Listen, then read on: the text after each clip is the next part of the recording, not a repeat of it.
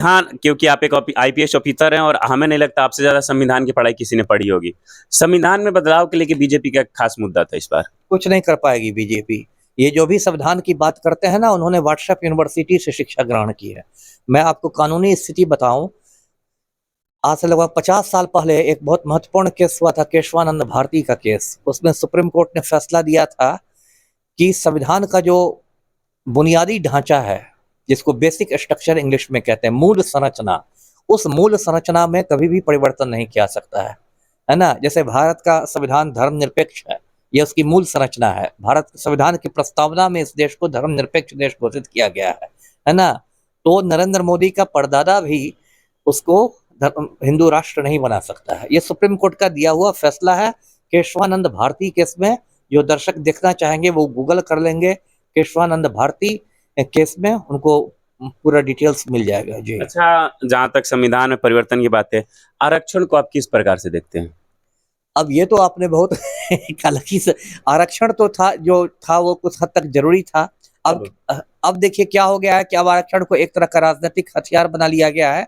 लेकिन इस देश में इतने सालों तक, मतलब खास के दलितों के साथ इतने अत्याचार हुए, इतने जुल्म हुआ, तो उनको तो आरक्षण देना, मतलब आप कह सकते हैं सामाजिक न्याय के लिए जरूरी था इसमें। लेकिन कहीं न कहीं ये ज़रूरी नहीं है कि आरक्षण हम जाति विशेष छोड़ के उनकी योग्यता के अनुसार या उनकी परिस्थितियों के अनुसार दें।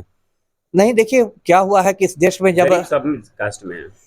नहीं, ठीक है बात, लेकिन जाति के नाम पर ना जो भेदभाव हुआ है, तो जाति के नाम पर ना हुआ है ना।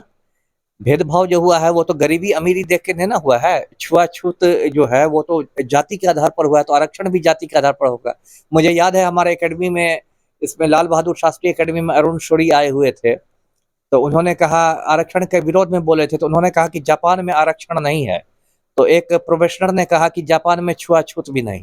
लेकिन सर योग्यता के अनुसार दिया जाए तो ज़्यादा उचित होता है। कहीं देखा, क्योंकि बहुत ऐसी केसें आती हैं कि योग्यता जो 40 और 80 की बहुत डिफरेंट होती है ना, तो कहीं न कहीं 80 वाले के पास ज़्यादा योग्यता होगा ना सर। नहीं, ठीक है, लेकिन सामाजिक न्याय भी तो मिलना चाहिए, है ना।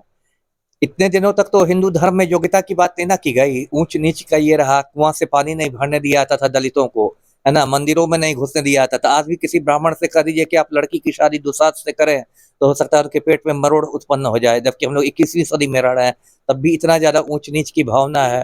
तो इसलिए जब इतना ज्यादा समाज में लेकिन जात जिसने पात, संविधान लिखा था उन्होंने खुद एक ब्राह्मण की बेटी से शादी करी थी।